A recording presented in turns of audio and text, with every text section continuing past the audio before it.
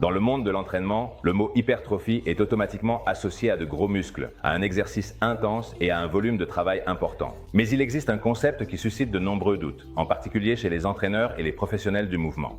Est-il pertinent d'utiliser l'électromyographie pour améliorer l'hypertrophie? Dans ce post, tu vas pouvoir clarifier ce qu'est exactement l'activité musculaire, comment elle est mesurée par électromyographie et quel est son véritable rôle dans la croissance musculaire.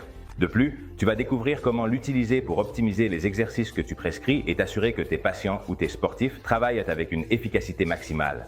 Au fait, je vais déjà te faire un petit spoiler avant que tu continues à lire. Si tu veux concevoir des entraînements plus efficaces, éviter les compensations et diriger de meilleurs stimuli, l'électromyographie va t'aider à y parvenir. Dans le lien de la description, tu as un lien pour nous contacter et découvrir comment intégrer l'électromyographie dans ton travail. Bien, commençons par clarifier ce qu'est l'activité musculaire et comment elle se rapporte à l'hypertrophie. L'activité musculaire fait référence au niveau de contraction d'un muscle pendant un exercice. Tu sais déjà qu'elle peut être mesurée de manière objective grâce à l'électromyographie de surface qui enregistre la quantité d'électricité générée par un muscle lorsqu'il s'active. Cela va te permettre de savoir quel muscle travaille en plus ou moins lors d'une tâche donnée avec des données réelles. Cependant, il convient de clarifier une idée courante mais incorrecte. Une plus grande activation musculaire ne signifie pas toujours une croissance musculaire automatique plus importante. Pourquoi n'y a-t-il pas de relation directe entre l'activation musculaire et l'hypertrophie? Même si un muscle s'active beaucoup pendant un exercice, cela ne garantit pas à lui seul qu'il va s'hypertrophier. L'hypertrophie dépend de multiples facteurs, parmi lesquels le volume total d'entraînement, l'intensité relative, c'est-à-dire la charge, la tension mécanique soutenue, le temps sous tension, l'échec musculaire et la fatigue locale.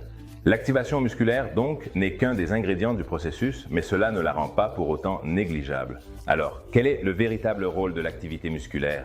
L'activité musculaire te donne une information clé. Elle t'indique quels muscles sont réellement recrutés et comment la charge est répartie pendant l'exercice. Cela présente deux avantages directs pour ceux qui recherchent l'hypertrophie. Cela permet d'augmenter la tension mécanique sur le muscle ciblé, ce qui améliore la qualité du stimulus et aide à éviter les compensations qui déplaceraient le travail vers d'autres groupes musculaires que nous ne souhaitons pas solliciter dans cet exercice. En d'autres termes, l'électromyographie ne remplace pas les principes d'entraînement, mais elle t'aide à affiner l'exécution et à choisir des exercices qui rendent chaque répétition plus efficace. Voyons comment maximiser l'activation à chaque exercice grâce à l'électromyographie. L'électromyographie va te permettre de détecter quels exercices activent réellement les muscles que tu veux développer. Voyons cela avec un exemple pratique. Si l'on compare un pont fessier à deux jambes avec un pont fessier à une jambe, si tu regardes le graphique, le pont à une jambe montre une activation plus importante du grand fessier, ce qui en fait une option plus efficace si l'objectif est de stimuler ce muscle.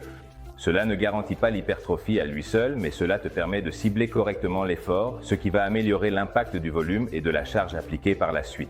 Maintenant, imagine que tu veux à nouveau travailler le grand fessier. Il est certain que le hip thrust est l'un des exercices que tu utiliserais le plus. Bien, alors regarde les résultats. Avec l'aide de l'électromyographie, tu pourrais découvrir que l'activation du grand fessier augmente significativement lorsque les pieds sont plus proches des hanches par rapport, par exemple, à lorsqu'ils sont plus éloignés.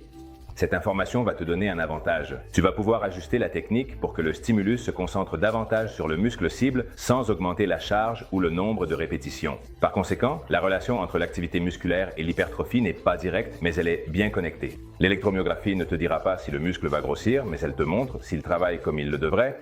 Et cela, lorsqu'on le combine avec une bonne planification du volume, de l'intensité et de la technique, peut faire une grande différence dans les résultats. On se retrouve dans le prochain post.